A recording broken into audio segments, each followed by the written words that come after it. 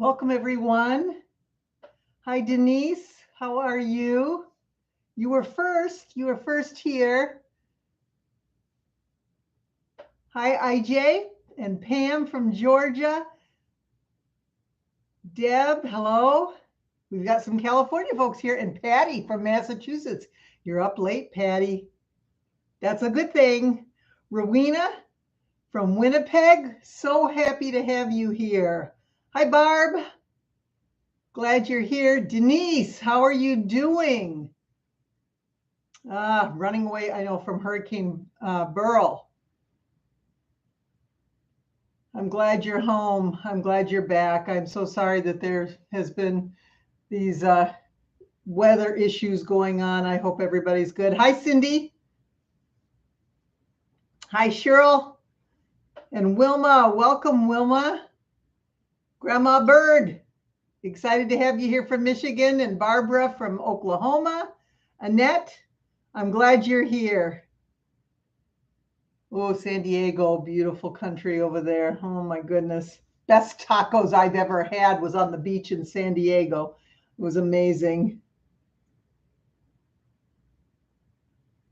Hi, Lillian. Hi, Marcia.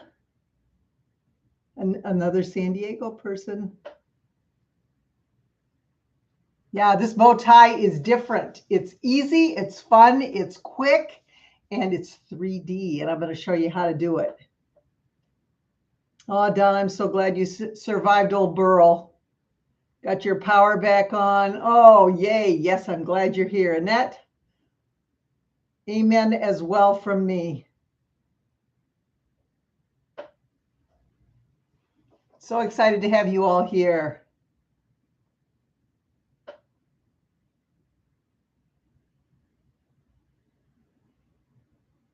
Patty, pardon me? I hope that's in jest and not giving me an order. This is called Night Owl Quilting. So we do a lot of talking, chatting, visiting. It starts at 10 o'clock. It's only 9:58. It's not just a presentation. So if that's what you're after, you're at the wrong place. This is just a place to visit, enjoy each other's quilting company, and sometimes learn something in the process. I hope that's okay with everybody.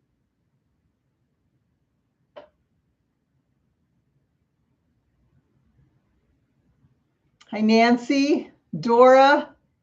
So glad you're here. Hi, Judy. Snowflake, Arizona. You know, we drove through Arizona. It was pretty crazy. We were in the really heat of Arizona, and then we ended up in Flagstaff when we needed gas. Unbelievable, the change in temperature. That was pretty crazy. Beautiful area. We were so excited to be there.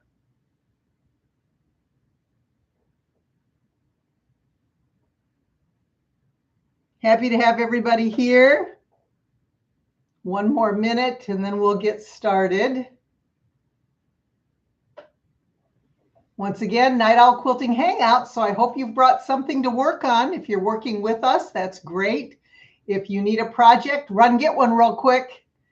Or if you just want to sit and watch, that's okay too. We got some information I'm going to share with you first. Then we'll get into the block. Hi, Annette. Welcome, welcome, welcome. Marla, welcome. Yeah, it's warm everywhere. It's been really muggy here. Hi, Deb.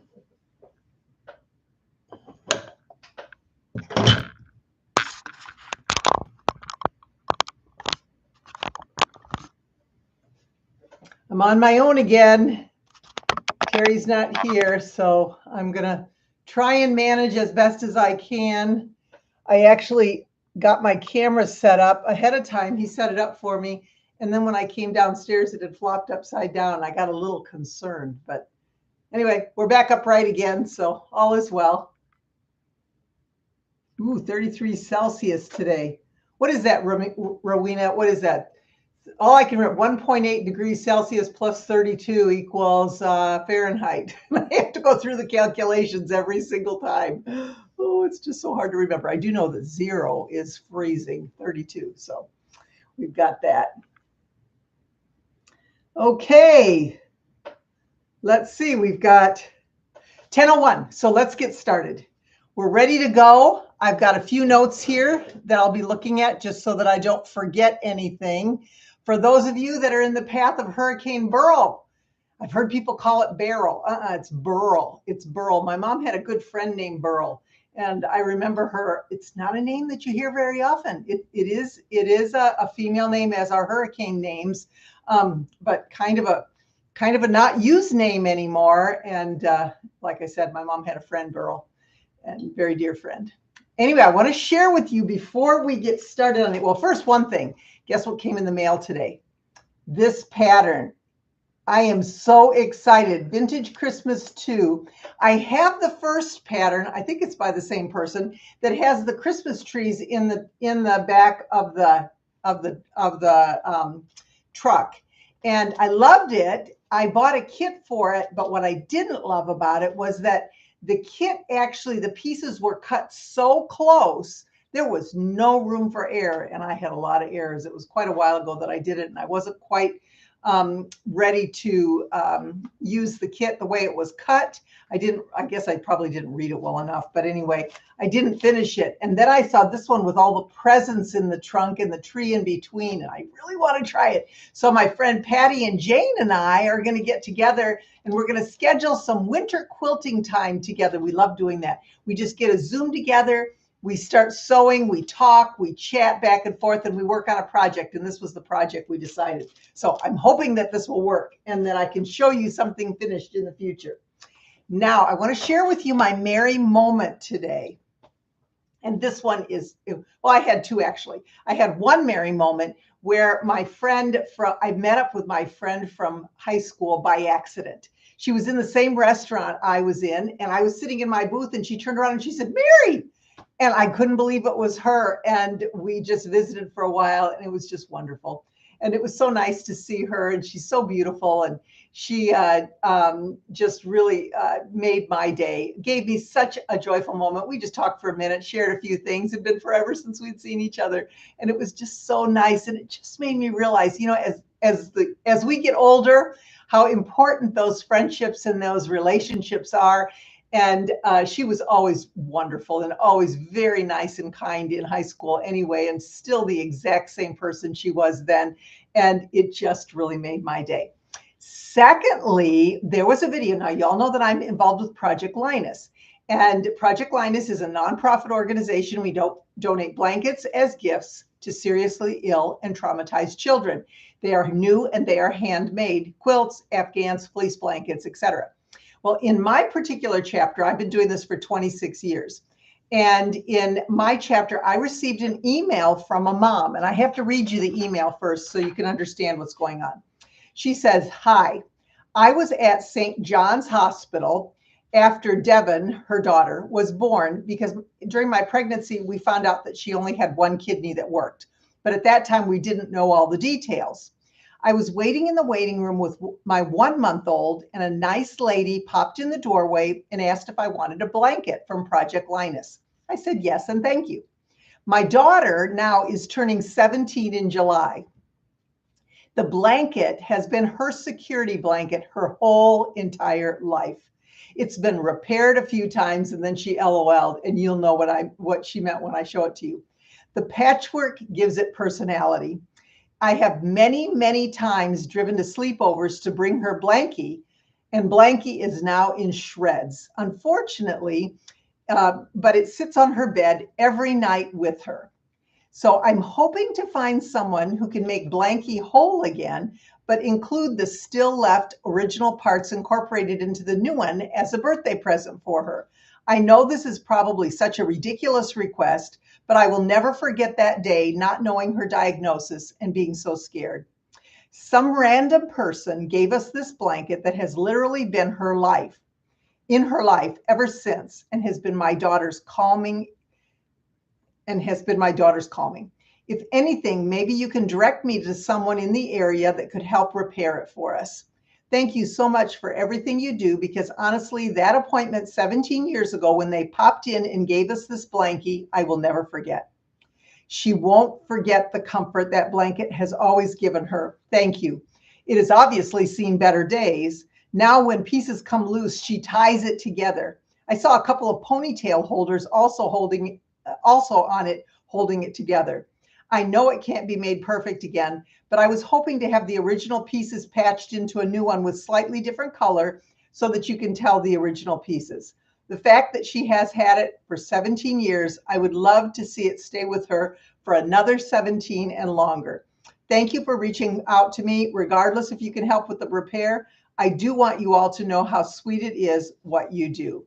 So I just, when I saw it, I thought, oh, I don't know if this is going to work. I don't know if we can do this. But I put a note out to the volunteers in my chapter to see if anybody had the expertise to put it back together again. And no one did. So I actually went to our Project Linus coordinator list because we have a lot of great people across the country who coordinate chapters. And I asked there if anybody had the expertise to do that. I had people say, just give her a new blanket. There's no way to repair that. Why would you want to take the time to do that? Blah, blah, blah. There were all kinds of comments all across the spectrum. And then one of our coordinators, Eileen, sent me a private message and she said, I would be honored if you would allow me to do this. Okay, well, let me show you the picture.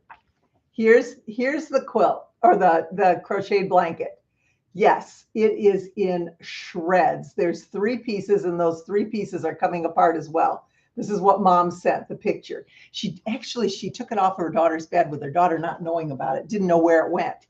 And she kind of snuck it off of there.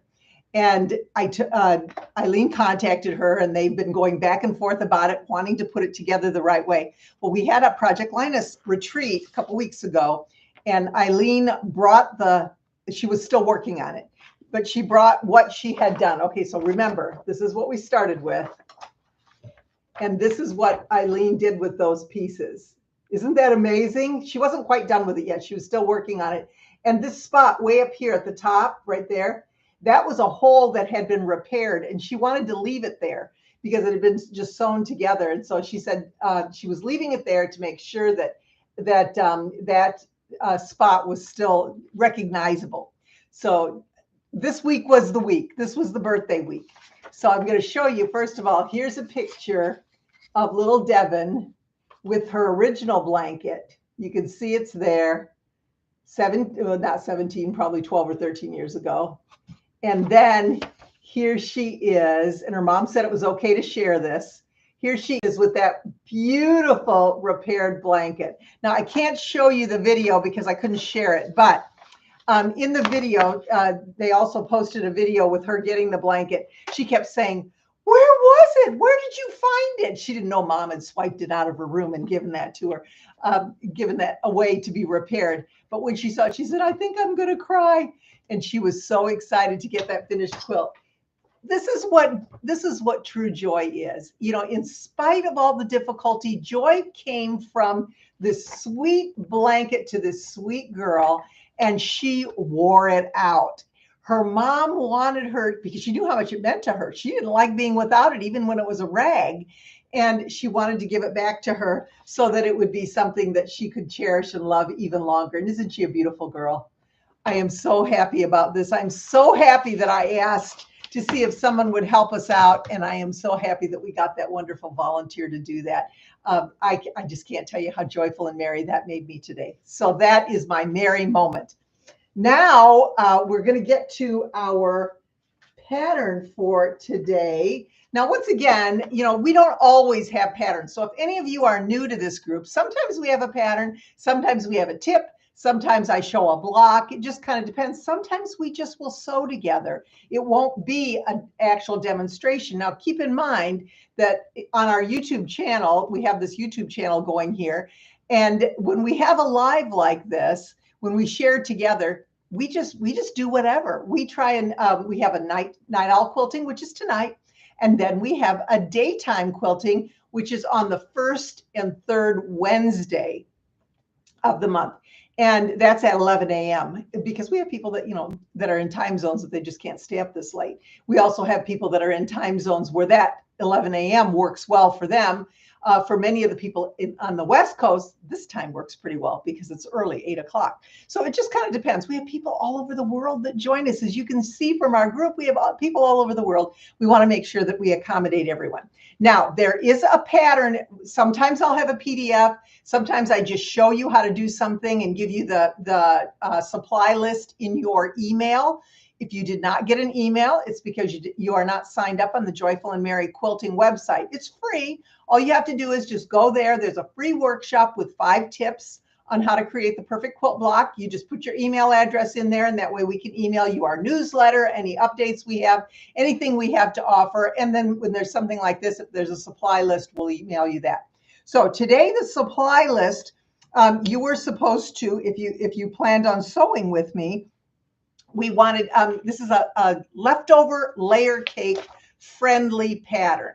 So what you were to bring were 3 10-inch squares or 3 leftover layer cake pieces, and then 2 of the 5-inch by 5-inch background squares. So just whatever background square you want to do. It just needed to be of good contrast to what this is. Now, there is a pattern that has the whole quilt in there. I'm not going to give you all that information here. I'm only going to show you how to do the block. So if you want all the measurements and you want all the different, how to put it together, how to the pictures, the still shots of how to assemble it to save, then we actually have the pattern. It's 40% off right now, only for now. Then it goes off sale, and then it'll be our regular. It's only $7. I mean, we don't charge much for it, but it's enough to keep us in business, keep us able. Because I don't know how many of you realize, but to create an 11-page pattern takes a lot of time and effort, and so this just kind of helps us with that process. So I thank you for those of you who did purchase the pattern, and it's still available. All you have to do is go to joyfulandmerryquilting.com/owl, OWL. Joyful and Merry, all one word, MERRY, joyfulandmerryquilting.com/owl, and then that'll take you to the pattern. So there's that. Let's see. The July blocks of the month, if you're in the Quilt Guild, the Joyful and Merry Community Quilt Guild, we had a question. Yes, those blocks are available on the course resource page. You got to click on July, go to the joyfulandmerryquilting.com course resource, guild resource page. Click on that, and those patterns are available there. We are through block number 5, and Thursday, the training videos for that will come out. Speaking of the guild, we do have a Joyful and Merry Quilting Community Quilt Guild. We've had the guild going for several months now. Our membership has closed. Just because we wanted to keep it manageable, make sure that we're at a point where we can admit new members and not have it be taxing on the current members. We are at that point. So in August, we will open up membership again. If you would like to be on the waiting list for guild membership, if you're interested, for example, this pattern is free for the guild membership. We usually have 3 to 4 patterns a year that are free. And let's see, we have, it's joyful. If you go to joyfulandmerryquilting.com/guild waiting list, GUILD waiting list, then you can be put on the waiting list. We'll notify you when guild membership opens again. And if you're interested, you can join with us. So it's really fun. We have 2 meetings a month plus training videos and a sew along on the 4th Thursday of the month. We do, we have speakers. We have just quilts that we work on. We share, we have show and tell. It's all virtual. So anyone can participate. The best part of our last meeting, I think, well, we had several best parts, but one good part was we had show and tell.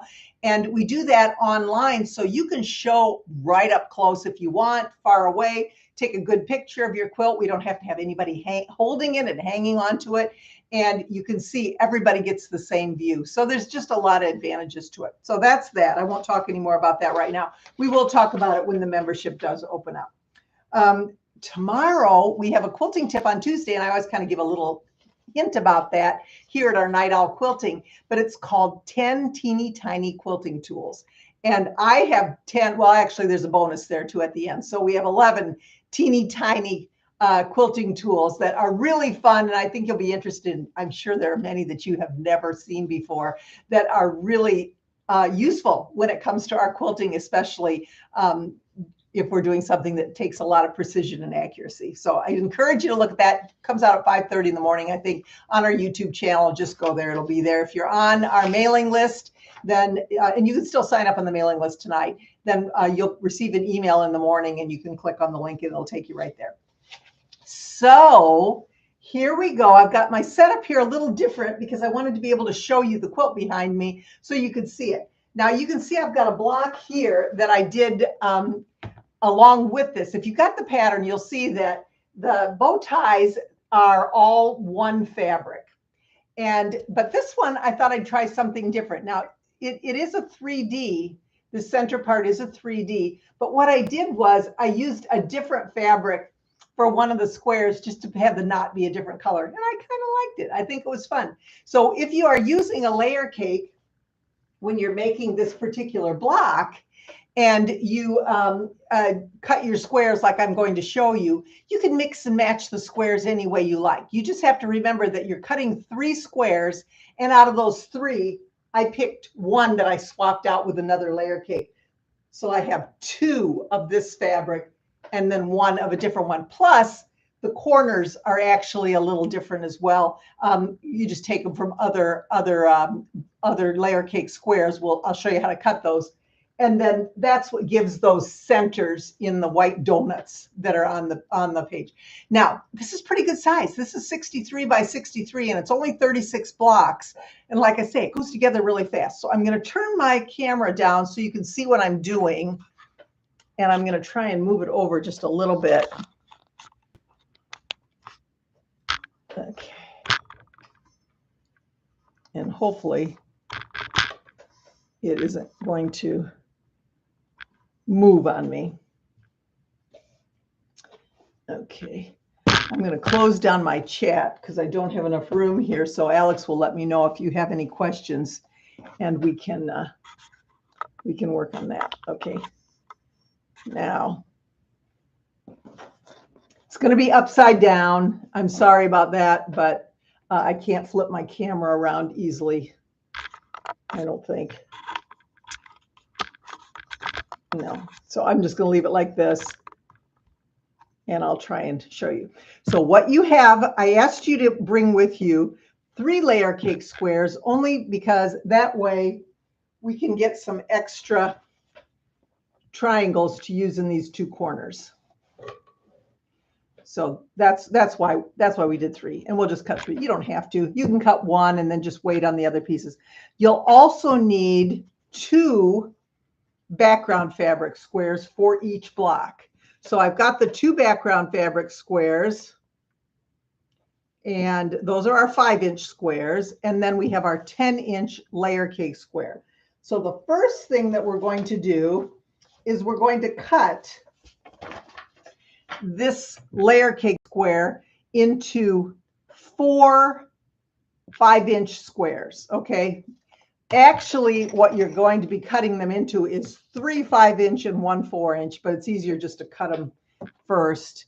And I'm going to try and line them up. I did measure these. They're just, a tiny bit off because of that edge, but not enough to make a difference. So I'm going to just cut these all at once. What this one is, this is Christmas fabrics. It's an old layer cake that I had leftovers from. So I thought, I'm going to try that and see how that works. So what we need are 1, 2, 3, 4, 5. So I'm going to cut 5 here. And then I'm going to turn this. This is not a rotating mat, but it has my pressing surface on the other side. So that's why I'm using it. It's my Martelli. I love this mat. So there we have 1, 2, 3 of this one. This is a green. It's kind of hard to tell, but it's kind of an olive green that was popular a couple of years ago in the Christmas fabrics. Here's a red with little Christmas wreaths on it. So I'm going to put that in another stack, and then this blue one, I'm going to put that in a third stack. So I've got enough for 3 blocks right here. I'm going to do the red one. So this is the one that I'm going to actually do. Okay. Now I have 3 left, the red, the blue, and the green.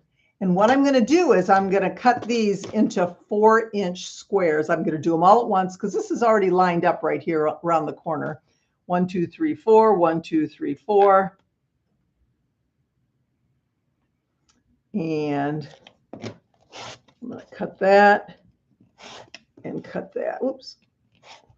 I'm in kind of an awkward spot. I always say that because I'm trying to cut outside of, normally I'd have this much closer to me, but with the camera, I have to do it this way. And then we're just going to cut that on the diagonal, corner to corner.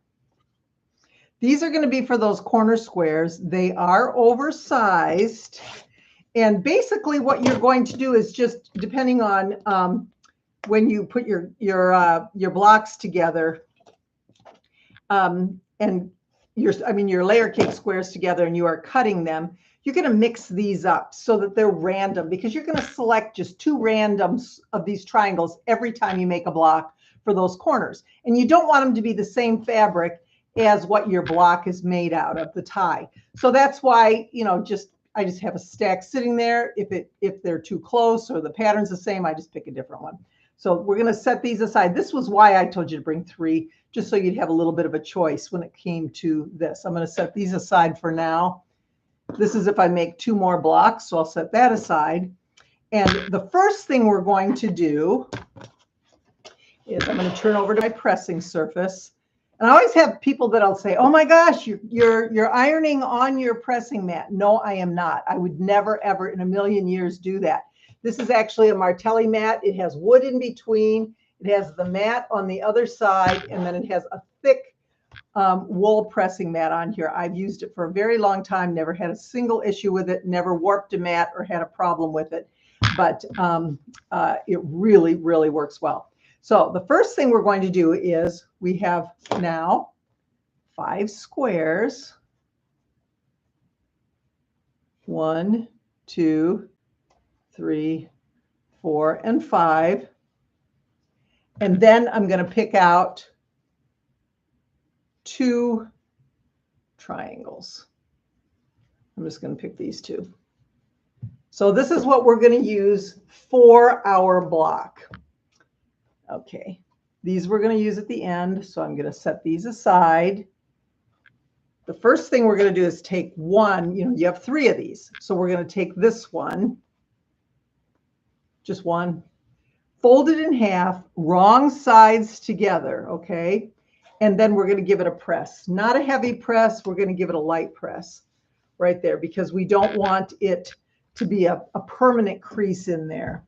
It doesn't really make that much difference because we're going to sew over it, but I just don't want it to be super permanent. Okay, so there we've got that. Now, the next thing that we're going to do is we're going to start layering the pieces. So I'm going to take background fabric, and it's got a right and a wrong side to it. And if you don't know what the right and wrong side is, lay it on your pant leg if you're wearing jeans, and you can tell this is the right side. So we're going to place right side up, okay, right side up. And then I'm going to take my piece that I have folded, and I'll turn it around this way so you can see. So it's facing your direction. The fold is going to be in the middle. Okay, so it's halfway. The raw edges are going to be at the top. And I have 3 raw edges here, remember, because I've got the folded piece plus my white background square. And then take 2 pins, and it's really important that you pin these. Don't not pin them, for the simple reason that they move. I'm telling you, these pieces move. The more layers you get, the more they move. So what we're going to do is we want to make sure that actually, I'm going to have to turn it around so that I don't get mixed up. But, and then I'll turn it back and show you. But we are going to pin here and here, the top. And then right at that middle point, right by the fold, we're going to put 2 pins in there. So this is the right side. We've got 2 pins in there. This is obviously the background fabric. So now we're going to take we're calling this the print fabric. And it's directional, so I'm going to try and keep it going the same direction. I hope I don't forget. and we're going to put right sides together. So this is the right side up. This is the right side down. Obviously, again, those are right sides right there. So now we're going to remove these 2 pins and repin those 3 pieces together. And it's going to be 4 layers because we know we folded the one in half. So I've got one there, one there, and then I'm going to add a 3rd pin at the bottom just because they, as I said, they wiggle. So now I have 3 pins in here, and I'm going to sew a 1/4 inch seam along this edge. I want to make sure that when I sew that my seam is accurate. And as I am doing that, I will remove my pins. I never sew over pins, never, ever, ever.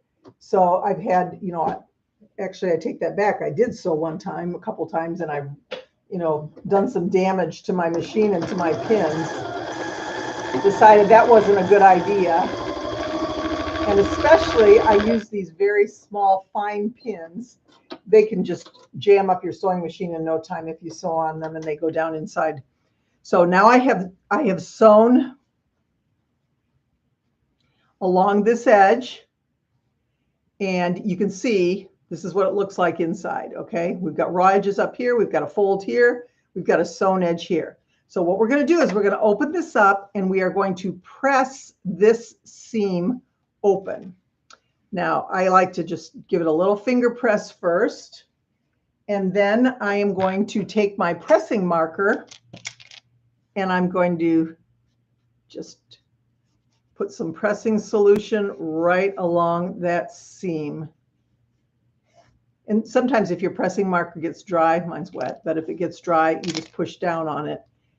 And then I'm going to take my iron and I'm going to just press that seam open.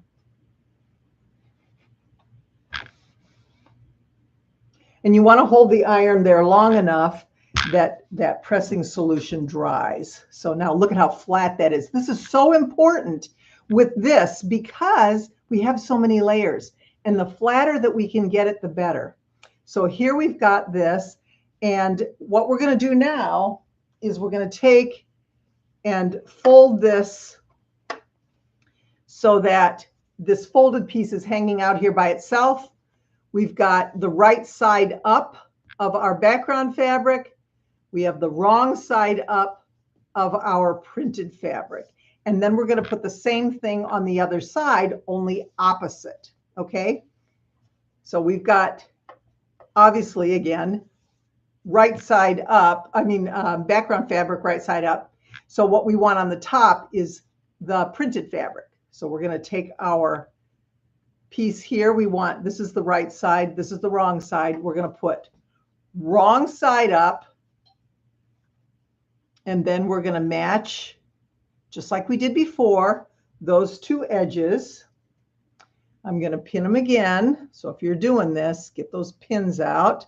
Make sure that you've pinned. And it's going to make a difference, you'll see, because I did it both ways. And I'm telling you, this is way easier, even though it takes a little bit longer. Okay, and then we're going to take this one and we're going to put that right side down and replace those pins. And I'll turn it around in just a second so you can take a look. And I like to pin as close as I can to that fold because I don't want it to turn. I don't want it to open up. I don't want it to do anything other than sit right there so that I can sew over it. Now you want to check this side too, just to make sure you've got everything stuck in here right. You want to make sure that that is all even right there. Just a second.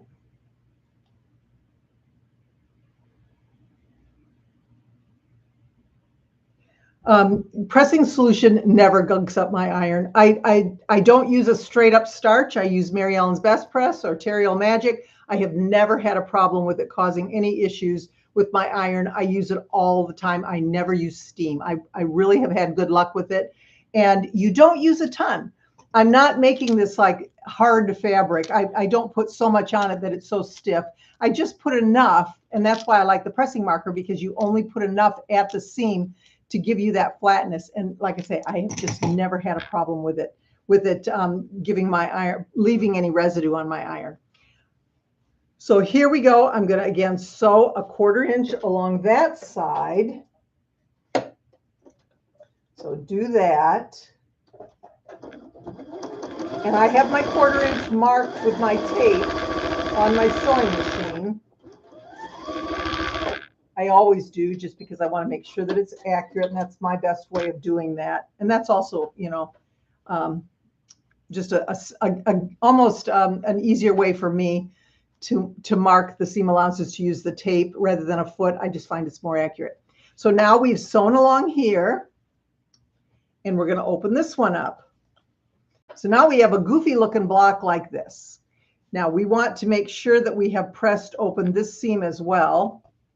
So I'm just going to lay it open like this. I've got my I'm going to finger press just right along there. Use my marker. Go right along the edge.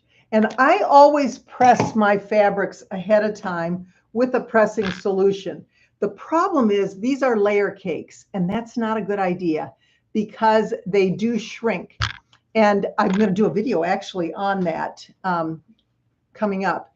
But that's where you have to be super careful of using a lot of pressing solution, unless you are then going to cut the pieces out afterwards. Then your pieces are going to be accurate. But you can't really do that with a layer cake because the piece is already cut. So I just tend to do my marking like I showed you, and then I'll give it a spray at the end.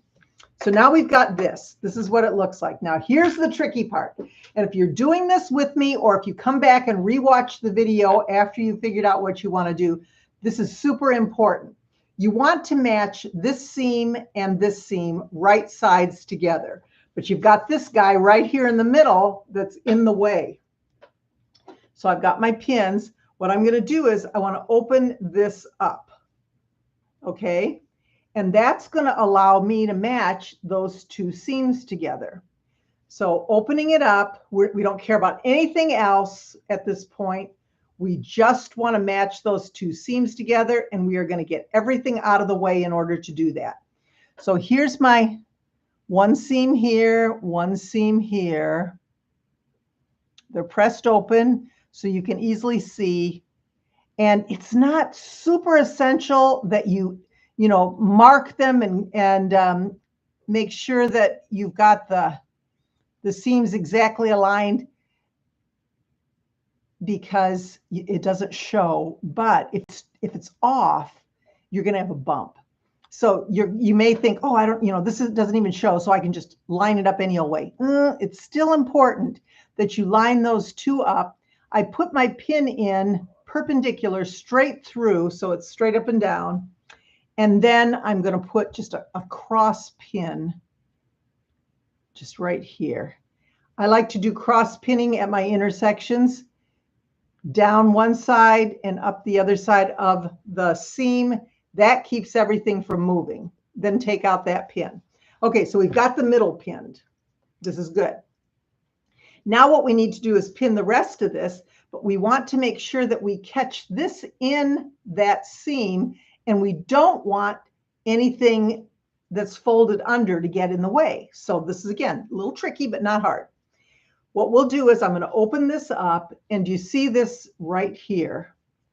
Put my finger in there, and I want to make sure I've got more than 1/4 inch right here. So if you need to, you can kind of pull this down a little bit so that it looks like this. Doesn't matter what's going on the other side, it'll work it out. Now, I want to make sure that these two edges are aligned. So I'm going to put 2 more pins in there. I'm going to put one way down here at the end, close to the fold. Kind of finger press that fold a little bit. You don't have to press it with an iron, but just with it, so that I've got this held down. And then I'm going to put another pin in the middle, and I'll turn that around so you can see it. So there we've got this little piece right here, and this is pulled down enough that when I sew across there, I'm not going to catch any of this that's hiding under here in the seam. That's critical. You don't want to catch that. So I've pulled it down. Now I want to repin the rest of that side. Now, obviously, again, this wants, look at it, wants to go down because we pulled so much out, but we won't let it. We want it to stay up here. And the first thing we're going to do is replace these 2 pins. I don't want any bubbles here. So I make sure it's laying flat. I replace 1 pin, and then I'm going to replace the 2nd pin. Okay. So now I have this background fabric attached to that piece. I'm going to do the same thing with this piece. And I'm going to replace, make sure that you don't have a bubble right here. You don't want to do this. You want to make sure that it's laying as flat as possible. Don't stretch it, but we've got it flat. And I'm going to replace the pin. And then this little pin down here at the end, I'm going to replace that one. So now this side looks good. And I'm going to put another pin on the end just so that it, because you can see it wants to move. It wants to move down. So I've laid that this way. You can even put an extra one in if you want, you know, it doesn't matter, but we're going to be sewing along this edge. So we want to make sure that we've got that. We're going to do the same thing to this side. So I've turned it over, and you can see here, if we just sewed it like this, this would be a mess. We're going to put our finger in here.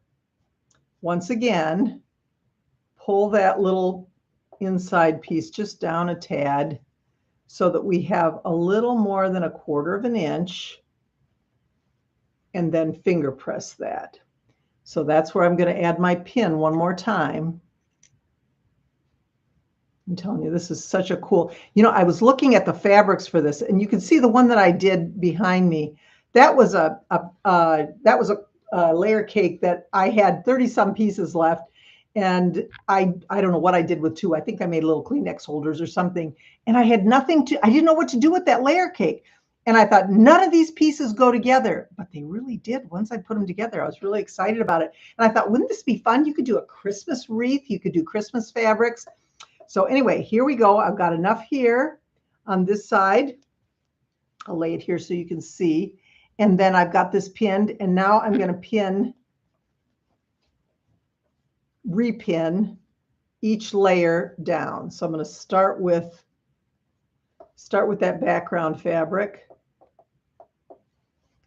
And this way, when I pin one layer at a time, I can see right where everything's going. And I got this block done in 7 minutes. I mean, it doesn't take long. I'm taking a long time here just so that you can see what I'm doing. But the more you do, I mean, it goes together really fast.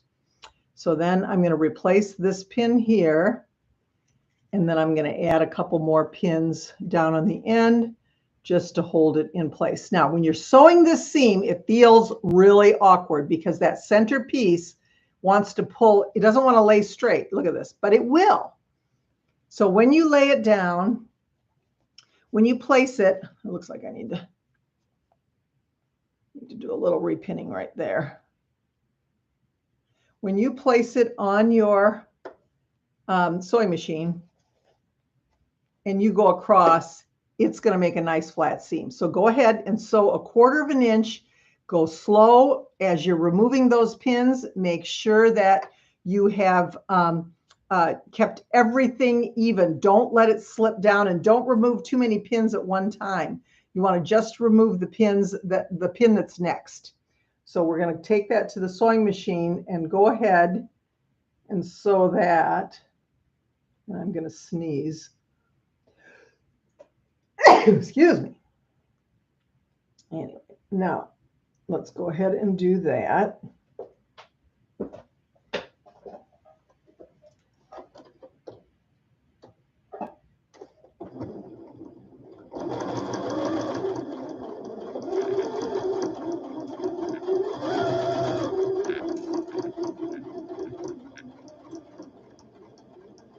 When you get to that center intersection, that's where you want to make sure that it stays straight. That's where your tape or whatever you're using to align your 1/4 inch seam is really helpful.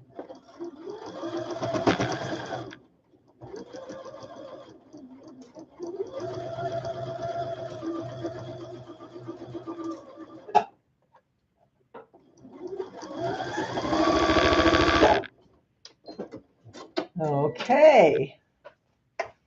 look at that. There it is. You don't think it's going to work, but it really does work. You just have to go slow. So now what we want to do is we're going to press that seam open. I'm going to give you a sneak peek. Look. Isn't that great? That is so simple. And this is where the 3D part comes in. Now, some people will say, oh, my long armor won't quilt over that. Well, we're going to tack that down. So it shouldn't be an issue. There is a little bit of an area right here that's open. If you feel like you need to sew that down, you can. I think it kind of wrecks the look a little bit, but it still gives you that bow tie look. So what I like to do is I've got this pressing bar that I love.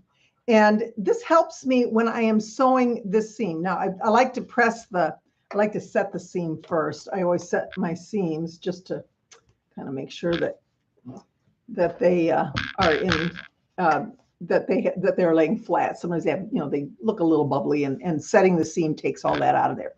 So then I'm going to take this and I'm going to finger press it open. I like this bar because see, look at how it just lays it right over the top so that I can easily do this. Now, we've got a little issue right here because right here is where that fold is. So when you get there, you're going to see how this just folds down like that. It's not going to make any difference.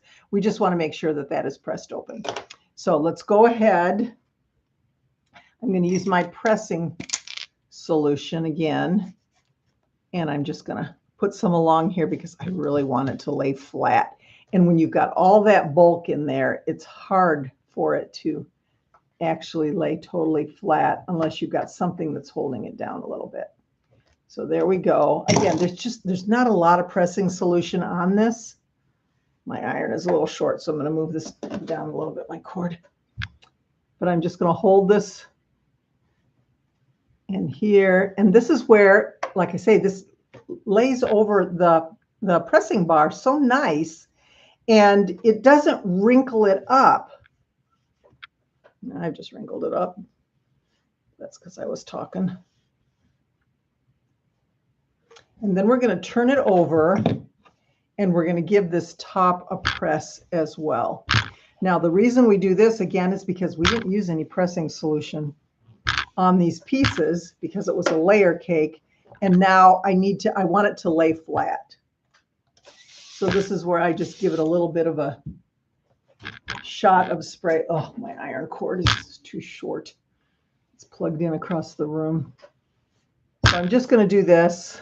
And you can see those points match up so nicely. Okay. Now, you can leave it like this if you want. You don't have to put the triangles in the corner if you don't want.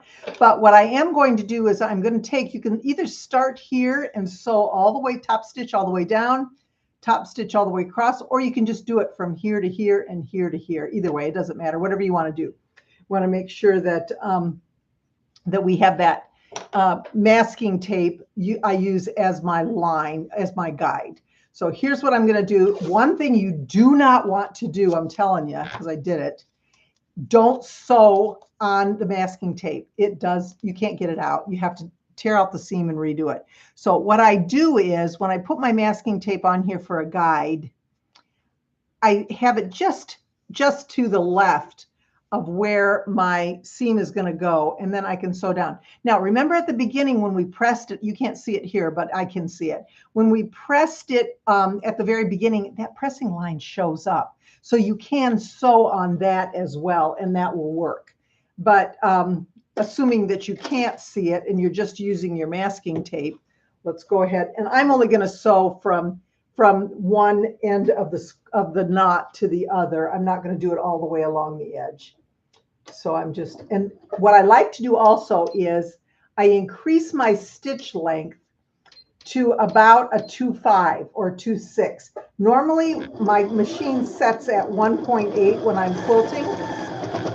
1.8 is too tight for top stitching. It's just, especially when we're going through this many layers. So what I do is I just set it for, you can even go longer than that. It doesn't matter, whatever you think.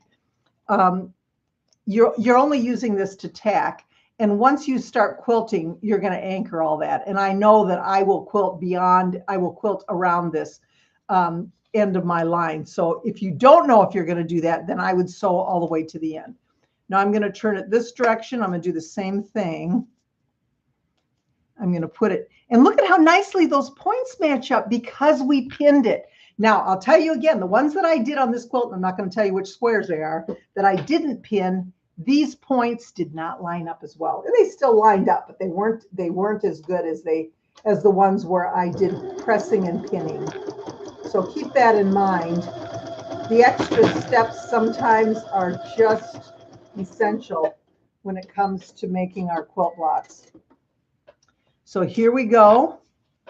We've got, and I've got a little extra thread here. I'll just trim off. And now we have our block is ready to take these corners off and put those extra corners on.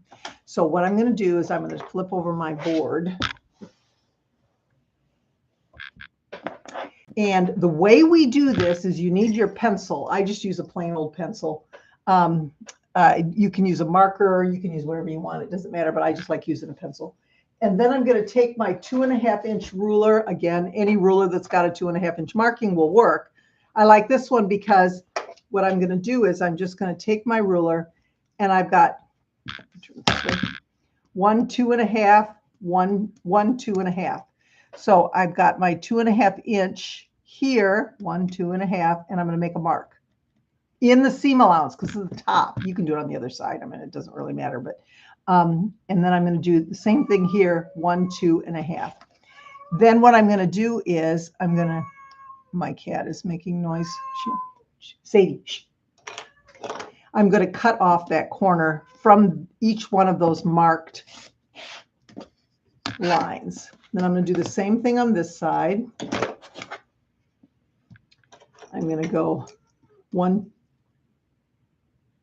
2.5, 1 2.5, mark, and mark. Now, you know, the pencil takes up space, so you're going to be trimming it on the inside closest to the corner of each one of those marks. You're not going to be going beyond the marks because then it'll be more than your 2.5 inches, and then your other pieces aren't going to fit together. So now we're going to take those two pieces that we set aside. Oops, that's not it. There they are. And I'm going to add them to these corners. Now, this is what I love to do. I always fold this right sides together, this wrong sides together. Why? Because when I fold this right sides together, just like this, and I finger press, it's going to give me a little crease there. Now, you may not be able to see it from the camera, but I can see it. It's right there. If I don't want to, if you can't see it easily, if your eyes aren't good enough, you can put a little mark there. Then, so that was right sides together. This one, I'm going to fold wrong sides together, and I'm going to find the midpoint here. And then those two little divots just nest right into each other. So there's my middle point right there. And I'm going to pin that. I'm going to put 2 pins in it. I can figure out what they're there. I'm going to put 2 pins, one here, and then I'm going to sew 1/4 inch. Now you can see that these are oversized, but that's good because we want to make sure that we have a square block. Same thing here, right sides together, crease it, wrong sides together, crease it, place these on top of each other. Those little folds just nest right together. They're both going in the same direction. And then you know that you have them centered. You can do this with anything. I do this with everything. Whenever I find a center, I always do that. Now we're going to sew our 1/4 inch on each end. We're almost done. This is not hard, everybody. You know what? This is just so easy. Like I say, I can do it in 7 minutes. I can get the block done. I had my timer going. I had all the pieces ready to go. It wasn't cutting. I mean, it was already cut. But, you know, you can go put it together in a snap. And you've got a block that is just adorable. Okay, I'm going to flip my pressing mat over again so that I can press.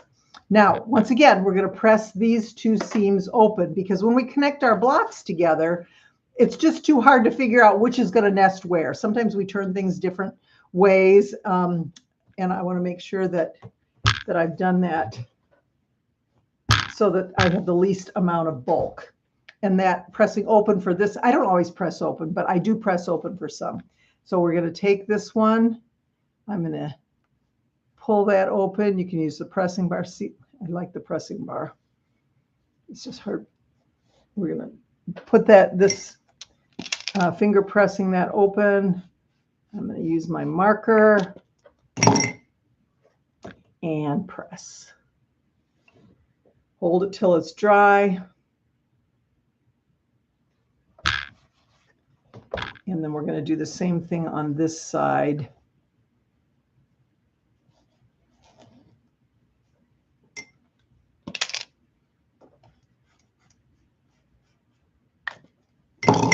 And this is a short seam, so it's not as hard. I don't always grab my pressing bar with this, but with the long seams, I just really do love that. Okay, so there we have those whoop, you can't see it. I keep moving it, sorry. So there we have the corners. Now we are going to actually flip my mat again, and we're going to trim this. This is a 9.5-inch block, and I happen to have a 9.5-inch ruler. The nice thing about this ruler is it has the center marked. It's Creative Grids. It has a center marked, so I know where my center, that crisscross, is right there, and I can place the ruler over it. I line up, since it's 9.5, we've got 4 3/4 is our midline, 4 3/4 this direction. So I line everything up.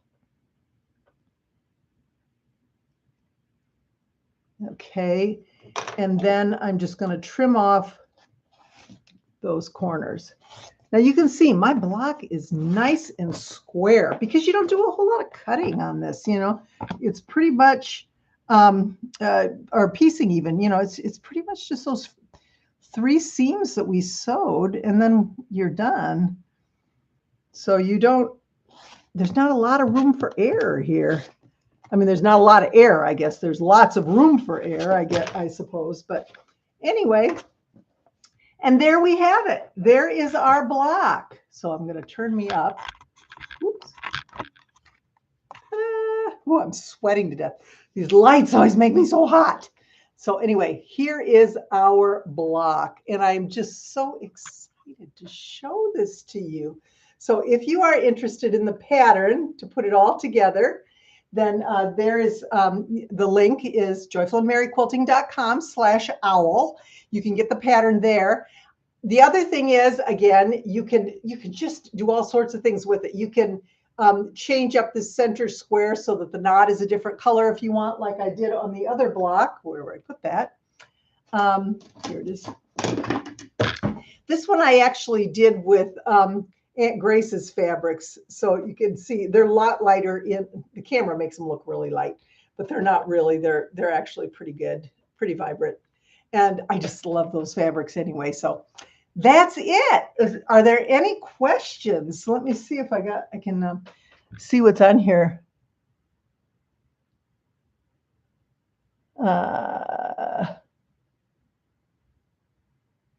What are your thoughts about wooden tailor's clappers? They work best with seams. Yeah, okay, I do have one, and I tried it. What I found, the clapper is a wooden. Tailors used to use it. I've got mine sitting here. I don't know, it's not close enough for me to get. But what you would do is press your seam, usually with steam. They would use steam. And then what happens is you want to make sure that as it cools, it stays flat. What happens is it tends to bubble up as it's cooling. And when they put the clapper on top, the wood absorbs the heat and keeps it flat. So I tried it using my pressing marker, and I used the pressing marker and I used the clapper. Honestly, I didn't see a lot of difference. This is also used as a clapper. It's suggested that when you press here, that as soon as you take it off, you lay it on your fabric and it will also hold that seam. It really does work if you're not using the pressing marker. So when Lorelei asked about whether or not it would gum up her iron, depending on what you do, if you're nervous about that, the clapper is a great alternative. The problem that I have with not using a pressing solution and using water or steam is the shrinkage is greater than what it is with this. So if you want everything to be the same and you want to make sure, especially when you're using a layer cake and you want to get that full 10 inches out of there, then I'm a little more hesitant to do that. But you know, it depends on the look of your quilt and what you want. If you want your quilt to have that more crinkled up look like an antique quilt looks, which I love, then the steam works really well. So that's, you know, again, totally up to you. But the clapper is, and the ones are usually, you know, the wood base is what sits on top of the fabric. What you want to make sure if you do get a clapper that you don't get a cheap one. Because what can happen is they don't plane these as flat as they should be, especially if it's, you know, if it's mass produced. And when you place it down on your fabric, you've got spots where the wood's not touching down. So you're not going to get that total flatness. So you just want to make sure that you get a good quality one. I don't mean that you have to spend a lot of money. They're not that expensive. They're a piece of wood. But you just want to make sure that when you do get one, that you don't buy it somewhere where you're not getting a good quality, good planed piece of wood on your clapper. Anything else? Thank you so much, everybody, for joining me. I love Night Owl Quilting. It's always so much fun, and I enjoy sharing these things with you. I never know what I'm going to come up with. It seems like sometimes stuff just happens, and I find something at the last minute, and I think, oh, they're going to love this. And that's kind of how I felt about this. I was on vacation, and I came up with the idea, and I put this together, and just worked really hard to get it done in time for tonight. So I hope you love it. I have another pattern that I'm going to also be showing in the next couple of weeks that I think you're really going to love too. I believe it's going to be at the daytime quilting. So if you're available at 11 a.m., I'll be announcing that as well. Just make sure that you're on our newsletter list so that you hear about that and you know that when it's coming up so you don't miss out. Again, you can always watch everything recorded. We thank you for supporting us, for supporting our channel, for clicking like, for clicking subscribe, because that's what increases. We're almost to 25,000 subscribers, so we're so excited about that.